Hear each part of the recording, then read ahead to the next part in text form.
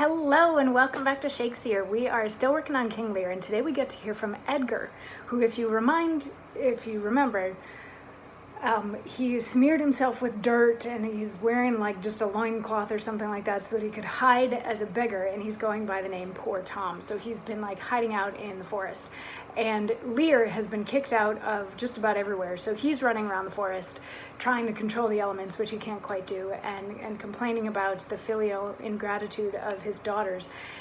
And Kent and the fool, Kent is in disguise also as a servant whose name is Caius, but that doesn't come up until like the very, very end of the play.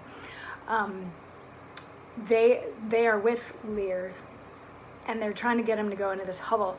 And yesterday, Lear didn't want to go into the hovel just yet. He needed like another moment out in the rain because he's kind of hoping that the physical discomfort of being cold and wet and blown about, all that sort of thing, will start to outweigh the mental discomfort that he's feeling right now as he's trying to reconcile the life that he lived his entire life with the life that is now being presented to him, which is not one that he likes. And at the end of yesterday's monologue, he starts to think that maybe he didn't take good enough care of the poor people in his kingdom while he was king.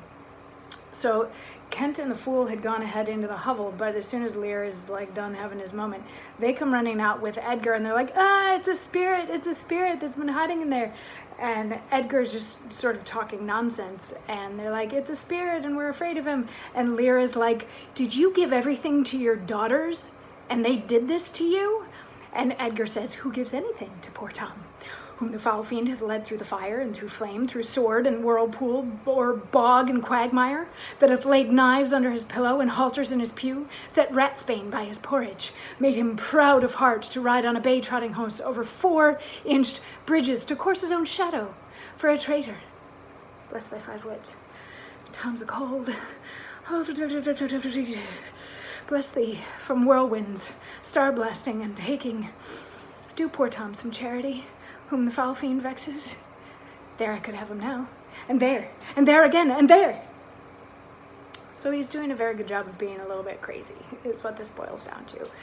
He's just saying that he's been chased all over the place and nobody has ever given him anything, but there are references in there to the fact that they want to kill him. He is still afraid that they want to kill him because of the way that Edmund is framing him for wanting to kill Gloucester.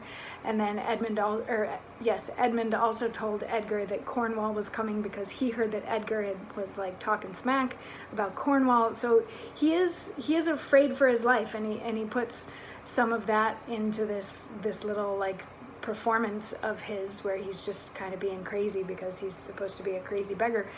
And what's brilliant about it, what I think is brilliant about it, and what makes it a little bit difficult for me to swallow when people stage Lear as if he has some sort of mental disability to begin with, or like he's suffering from Alzheimer's or something like that, is after all of this, he's like, nothing could have turned a man into this aside from his daughters treating him really cruelly.